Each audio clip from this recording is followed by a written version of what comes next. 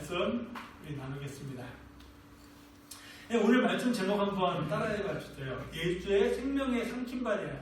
예수의 생명의 삼킴바래요. 자, 좀 큰 소리로 다시 한번. 예수의 생명의 삼킴바래요. 예수의 생명의 삼킴바래요. 예수의 생명의 삼킴바래요.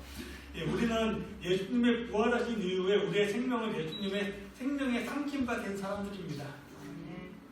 우리나라 말 중에 사람의 죽음을 표현하는 단어들이 의외로 많더라고요. 예를 들어 별지했다라는 단어는 세상과 나뉘어졌다는 뜻이고요. 영면했다라는 단어는 영원히 잠들었다는 뜻이고, 유명을 달리했다라는 단어는 이름이 사라졌다는 뜻입니다. 이 외에도 세상을 떠났다라는 표현도 있고 또 돌아가셨다라는 표현도 있습니다. 그런데 이 중에서 가장 성경적인 표현이 하나 있습니다. 바로 돌아가셨다라는 말입니다. 이 돌아간다는 말은 출발했던 곳에서 갔다가 다시 올 때 우리가 돌아온다라고 합니다. 예를 들어 학교에 갔다가 집으로 돌아옵니다. 직장에 갔다가 집으로 돌아옵니다. 이렇게 처음 출발했던 곳으로 다시 올 때 우리는 돌아온다라고 합니다. 우리는 이 땅에 올 때 하나님의 형상을 가지고 왔습니다. 이 땅에도 60년을 살든 70년을 살든 간에 하나님으로부터 왔기 때문에 우리는 다시 하나님에게로 돌아가야 합니다. 그런데 돌아가야 할 곳으로 돌아가지 못하고 새길로 빠져서 돌아가지 못하는 사람들이 있습니다. 그러기에 새길로 빠지는 사람들에게 우리는 그 길로 가면 안 된다고 말려야 하고 이끌어 내주어야 합니다. 어린아이들이나 혹은 앞을 보지 못하는 분들은 정확한 상황 판단을 못해서 차가 쌩쌩 달리는 차도로 이렇게 갈 때가 있습니다. 그럴 때 그 사람의 옷자락을 잡든지 아니면 멱살이라도 잡아서 그 자리에서 끌어내어 주어야 합니다. 이게 사람의 도리인 거죠. 오늘 본문에 보면 바울은 죽었다라고 하는 말을 좀 독특하게 사용하고 있는 걸 볼 수 있습니다. 1절 말씀에 보면 바울은 죽었다라는 말을 장막집이 무너졌다라고 지금 표현을 합니다. 자, 1절 말씀 보세요. 만일 땅에 있는 우리의 장막집이 무너지면 하나님께서 지으신 집, 곧 손으로 지은 것이 아니요 하늘에 있는 영원한 집이 우리에게 있는 줄을 아느니라. 장막집, 영어 성경에는 텐트라고 되어 있습니다. 우리나라에 성경이 처음 들어올 때 우리나라 말에 텐트라고 하는 단어가 없었기 때문에 그 당시에 사용했던 단어 중에 장막집이라고 있는 단어가 있어서 장막집이라고 이렇게 번역을 해놓은 겁니다. 근데 지금은 장막집이라고 하는 이 단어 대신에 천막이라고 번역을 해놓은 성경도 있습니다. 그러나 천막하고 텐트는 엄연히 다릅니다. 하지만 천막이든 장막집이든 텐트건 간에 한 가지 공통점이 있습니다. 계속해서 사용하는 것이 아니라 어느 일정 기간 사용하고 나면 철거를 해야 하는 것. 철거를 한다는 겁니다. 사도행전 기록에 보면 바울은 나는 텐트 만드는 기술을 갖고 있다라고 말하고 있습니다. 그러기에 바울은 그 누구보다도 텐트의 장단점에 대해서 너무나 잘 알고 있는 사람입니다. 텐트의 장점, 언제든지 이동할 수 있고 어디에서든지 잠자리를 제공해 줍니다. 반면에 텐트의 약점은 약하다는 거죠. 그래서 바람이 불면 찢어지고 혹은 뒤집어지고 들짐 등의 공격을 막아줄 수가 없습니다. 바울은 이 텐트를 가지고 우리의 몸에 비유를 합니다. 그리고 그 텐트를 걷어들이는 것, 이것이 죽음이라고 말합니다. 텐트가 거두어지고 나면 하나님께서 영원한 집을 우리에게 주실 것이라고 바울은 말하고 있습니다. 자, 1절 말씀 다시 보세요. 만일 땅에 있는 우리의 장막집이 무너지면 하나님께서 지은 집, 곧 손으로 지은 것이 아니요 하늘에 있는 영원한 집이 우리에게 있는 줄을 아노라. 장막집과 하늘에 있는 영원한 집에는 다음과 같은 차이가 있습니다.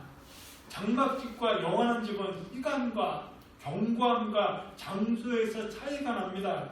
먼저 우리 몸은 이 땅에서 아무리 오래 살아도 100년 이상 사용하지 못합니다. 간혹 가다가 어떤 분들은 100년 이상 사용하는 분들도 있기는 있습니다. 그러나 대부분의 사람들은 100년 사용하지 못합니다. 그러나 하나님께서 주실 영원한 집은 말 그대로 100년이 아니라 영원히 사용하는 집입니다. 또 이 몸은 약합니다. 그러기에 작은 바늘에 찔려도 아프고 피가 납니다. 돌뿌리에 걸려 넘어지면 재수 없으면 뼈가 부러지기도 합니다. 무엇보다도 시간이 흐르면 흐를수록 이 몸은 약해지고 쇠해지고 병듭니다. 그러나 하나님께서 우리에게 주신 영원한 집은 늙지도 않고 병들지도 않고 쇠하지도 않습니다. 그러면 하나님께서 우리에게 주실 이 영원한 집은 어떤 재질로 되어 있을까요? 지금 플라스틱 쓰레기 때문에 세계가 환경오염 문제로 골머리를 앓습니다. 플라스틱이 분해가 되려면 어떤 것은 500년, 어떤 것은 1000년 이상이 되어야 한답니다. 천국에 가서 하나님께서 우리에게 주신 영원한 집은 플라스틱과 같은 재질은 분명히 아닐 겁니다. 그렇다면 하나님께서 우리에게 주신 영원한 집의 재질은 어떤 것일까요? 이것은 아쉽지만 우리가 천국에 가서 확인해 보아야 합니다. 왜냐하면 성경에서 우리 인간들에게 아무리 설명을 해 주어도 이해할 수 없는 것들에 대해서는 자세하게 말씀을 하고 있지 않기 때문에 그렇습니다. 예를 들면 이런 거요. 어린아이가 엄마에게 엄마, 아이가 어떻게 생겨? 라고 하는 질문을 받았을 때 이것을 자세하게 설명해 주는 부모는 없어요. 왜 그러죠? 자세하게 설명해 주어봤자 어차피 모르기 때문에 이해를 못하니까. 그래서 부모들이 아기가 어떻게 생겨라고 하는 아이의 질문을 받았을 때 어른이 되면 알 수 있어. 혹은 네가 조금 더 크면 설명해 줄게. 이렇게 얘기하고 넘어갑니다. 마찬가지입니다. 1절에서 바울이 말하는 영원한 집은 장차 우리가 얻게 될 부활의 몸입니다. 하나님이 우리에게 주신 이 부활의 몸이 어떤 상태인지 또 어떤 재질로 되어 있는지는 우리에게 지금 아무리 쉽게 설명을 해 주어도 우리가 어차피 이해를 못합니다. 그래서 우리가 그냥 알 수 있는 수준인 영원한 집 이렇게 표현을 해놓은 겁니다. 그렇지만 영원한 집이라고 하는 이 표현도 사실은 우리에게 너무나 어려운 표현입니다. 영원한 집? 이게 뭘까? 그냥 막연하죠. 제가 잠깐 간단한 질문 하나 드려볼게요. 하나님께서 우리에게 주신 이 세상은 정말로 할 만한 가치가 전혀 없는 것일까요? 아니면 한 번쯤은 살아볼 만한 가치가 있는 것일까요? 어떻게 생각하세요? 저 세상은 전혀 무가치한 것일까요? 아니면 우리가 한 번쯤은 살 만한 가치가 있는 것일까요?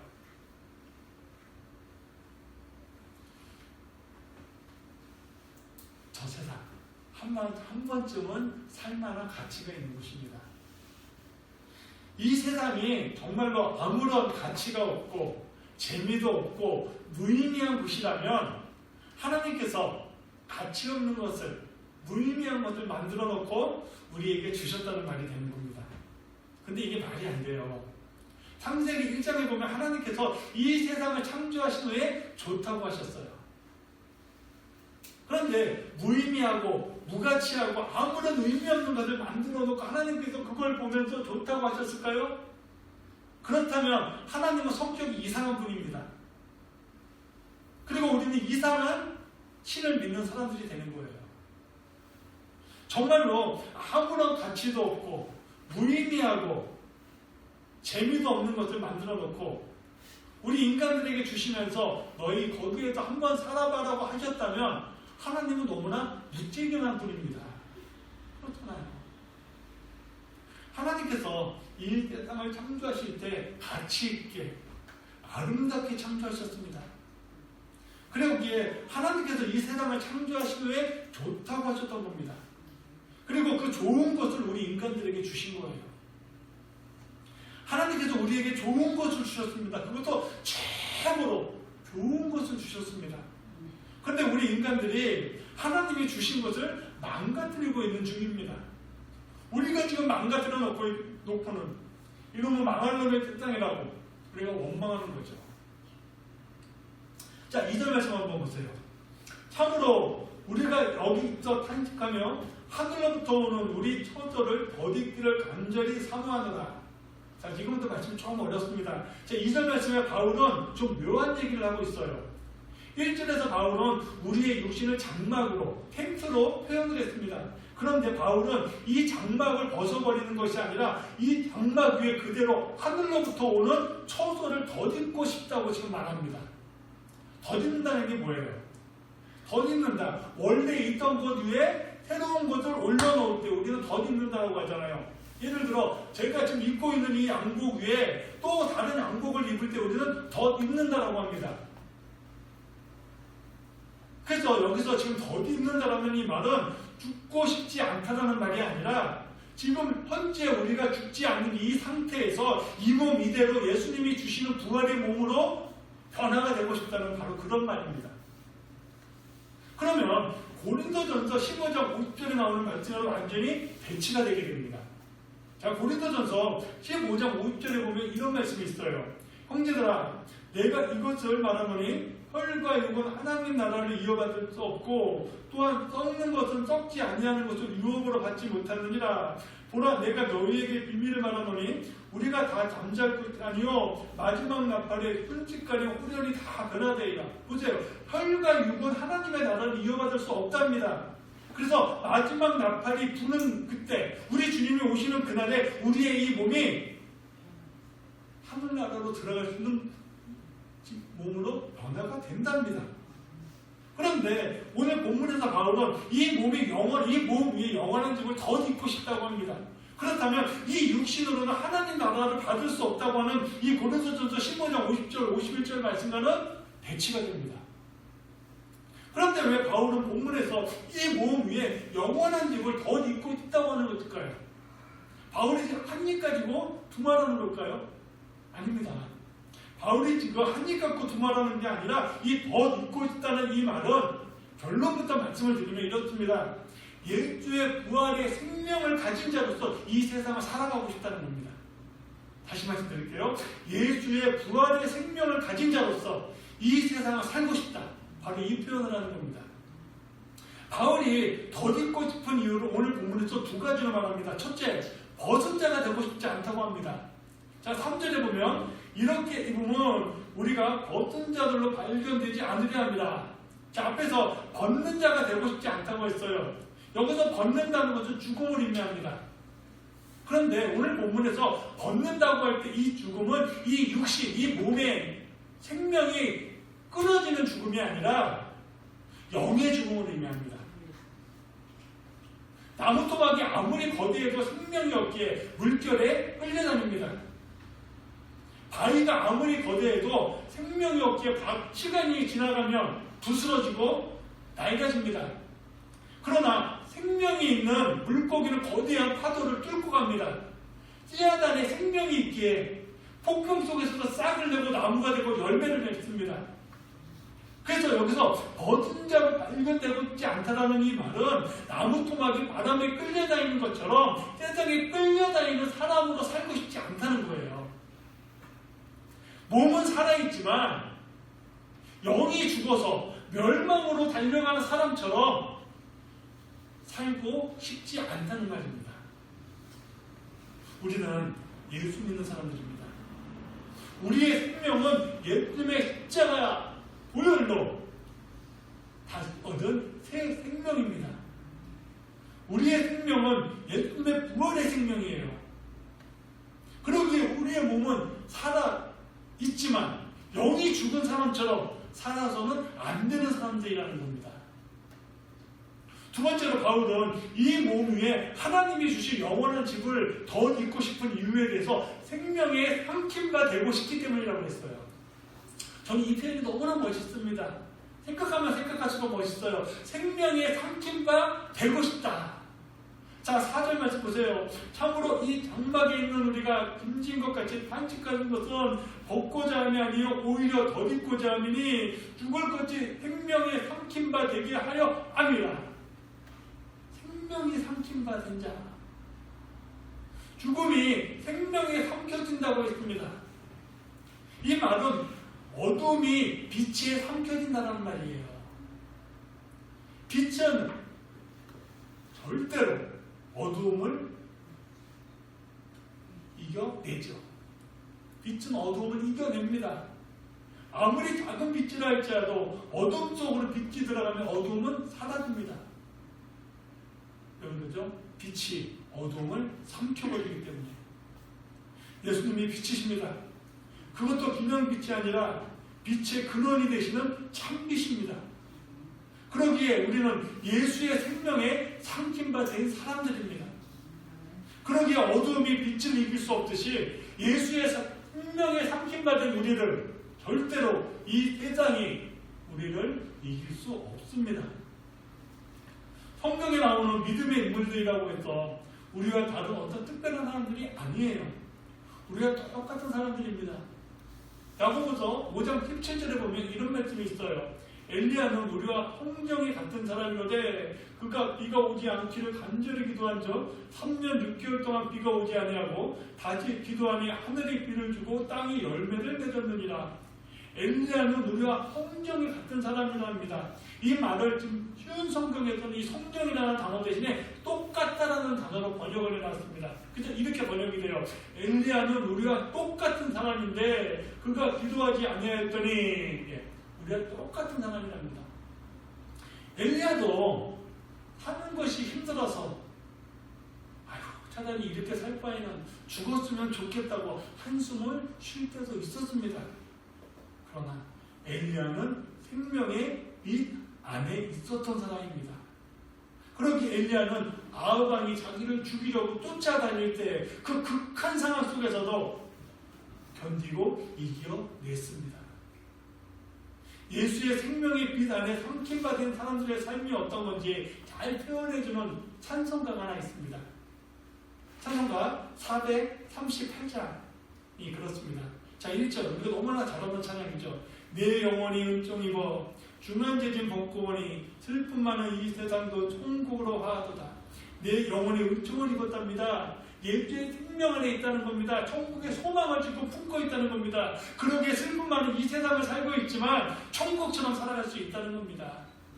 자, 3절 보세요. 높은 산의 거친들이 초막이나 궁궐이나 내 주에서 모신 것이 그러디나오 하늘나라. 높은 산 거친들이 호텔보다 궁궐보다 편할 수 없잖아요. 그러나 천국의 소망을 가지고 있는 사람들은 그 어떤 상황에 있다 할지라도 그 환경을 넉넉히 이기고 나간다는 겁니다. 우리 이 찬양은 우리 한번 3절만 한번 같이 한번 나눠보겠습니다. 찬송가 438장입니다.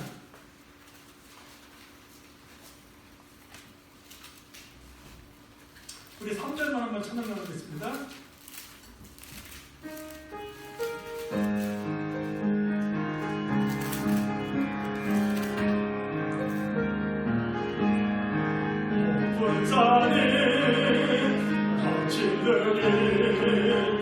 소망이나 궁궐이나 내 주에서 오신 것이 그 어디나 하늘나라 할렐루야 찬양하세 내 모든 죄 사랑하고 주의 소망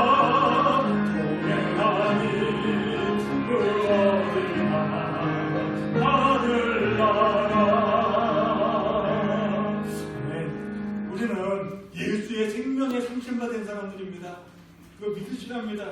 그러기에 우리는 나무 토막이 물결에 끌려다니는 것처럼 세상에 끌려다니는 것처럼 살아야 하는 사람들이 아닙니다.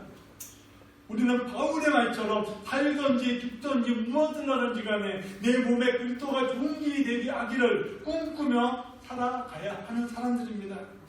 우리는 훗날 천국에 갔을 때 그리스도의 심판대 앞에 서게 될 것입니다.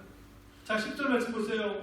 이는 우리가 다 반드시 그리스도의 심판대 앞에 드러나게 되어 각각 선악간에 그 몸으로 행한 것을 따라 받으려 합니다. 그리스도의 심판대 앞에 선답니다. 예수를 믿는다고 해서 그리스도의 심판대 앞에 서지 않는 게 아닙니다. 예수를 믿건 예수를 믿지 않건 우리 모두는 다 그리스도의 심판대 앞에 서야 합니다. 그런데 우리들이 그리스도 심판대 앞에 서는 것은 천국과 지옥을 결정하는 심판이 아니라 우리가 이 땅에 사는 동안에 얼마나 예수 믿는 사람으로 살아왔는가를 평가받는 평가입니다. 하나님께서 우리를 로봇으로 만들지 않으셨습니다. 당신의 자녀로 창조하셨습니다.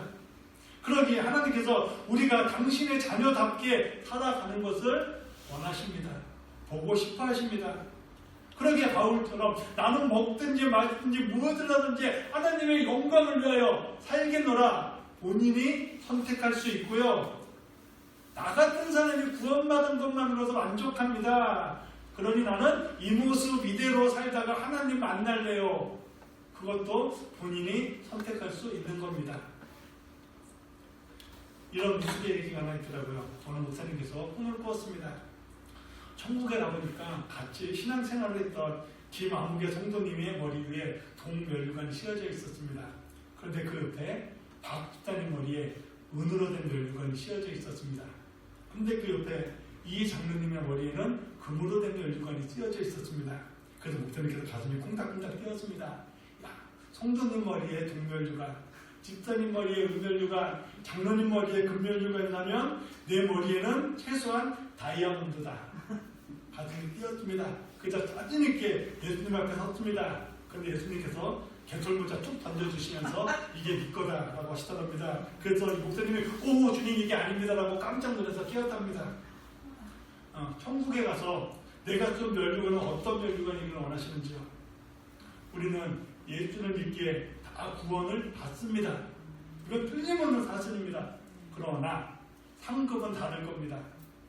나는 구원받은 것만으로도 만족하니 이 모습 이대로 살다가 하나님 만날래요 하는 사람과 바울처럼 나는 먹든지 마시든지 무엇을 하든지 간에 하나님의 영광을 위하여 살겠노라고 하며 살았던 사람과 받을 삶과 축복이 같을래야 같을 수 없을 겁니다. 만약에 같다고 한다면 하나님은 공평의 하나님이 아니십니다.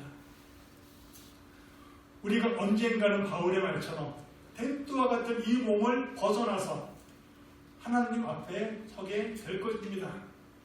그리고 하나님이 주실 영원한 집을 받게 될 것입니다. 그때 우리는 비로소 나는 승리했다고 외치게 될 것입니다. 디모데후서 4장 7절 말씀을 보면 이렇습니다. 나는 선한 싸움을 싸우고 나의 달려갈 길을 마치고 믿음을 지켰으니 이제 후로는 나를 위하여 의의 면류관이 예비되었노라. 나는 믿음의 싸움을 싸웠답니다. 나는 나의 달려갈 길을 다 달렸답니다. 나는 믿음을 지켰답니다. 그러기에 나를 위해 의의 면류관이 예비되어 있노라고 바울은 자신 있게 말하고 있습니다. 바울의 이 승리의 고백이 우리 시사람들의 고백이 되어야겠습니다. 하나님께서 우리를 예수님의 십자가의 죽음으로 다시 살리시고 바로 천국으로 데려가지 않고 이 땅에 남겨놓으신 것만한 이유가 있기 때문입니다. 우리가 이 세상 사는 동안에 하나님이 주신 그 사명대로 살았던 사람은 죽음을 맞이할 때 자기의 인생을 돌아보며 승리했다라고 하면 어떤 아쉬움도 남지 않을 겁니다. 그러나 이 세상 사는 동안에 하나님이 주신 사명대로 살지 못한 사람, 나는 그냥 구원받은 이대로 좋아요, 이 모습 이대로 살다가 하나님 만날 겁니다 하는 그런 분들은 아마 죽음의 그 순간 자기의 인생을 뒤돌아보며 아쉽다 하는 후회가 남게 될 것입니다. 바울은 텐트 만드는 기술을 가지고 있었습니다. 그러기에 이 텐트와 같은 이 몸이 언제라도 무너져 내린다는 것을 알고 있었습니다. 그러기에 바울은 언제라도 무너져 내릴 이 텐트와 같은 이 몸에 이익을 추구하기 위하여, 이 몸에 욕심을 채우기 위하여 내 인생을 살아가는 것이 아니라, 그것을 추구하다가 내 인생을 끝내는 것이 아니라 예수의 생명을 더 집은 자로서, 예수의 생명에 상심받은 사람으로서 살아가고자 했습니다. 훗날 우리들이 그리스도 심판대 앞에 섰을 때 착하고 충성된 종아, 내가 작은 일에 충성하였으니 이제부터는 내가 너를 위하여 준비한 축복의 잔치자리에 참여하라고 하는 이 축복의 말씀이 우리에게 넘쳐 흘러야겠습니다. 이러한 삶이 되어지기를 우리 시대님들 축복합니다. 예, 우리 찬송 복음성가 429장 찬양 나누겠습니다.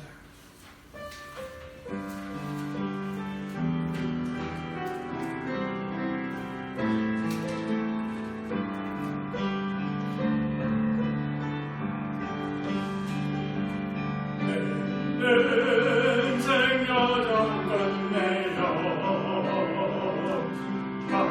강건 너희를 때 넌 모양의 나라리 예수인도 하셨네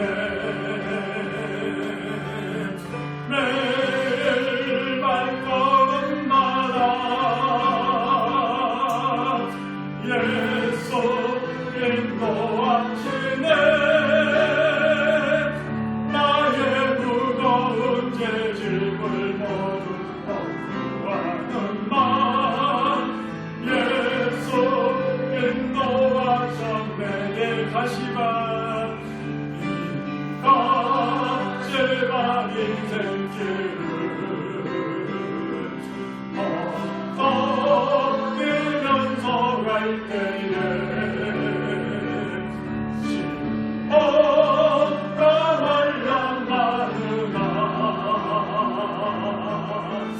예수 인도하셨네 매일 발걸음마다 매일 발걸음마다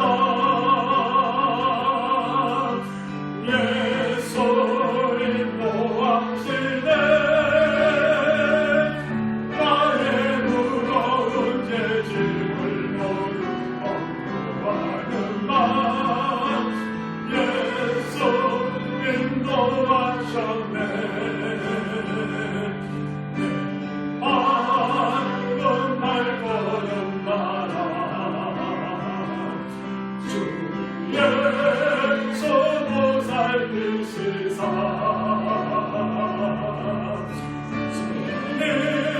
주님에게가 부르며 저를 찬송하리 가는 매일 발걸음마다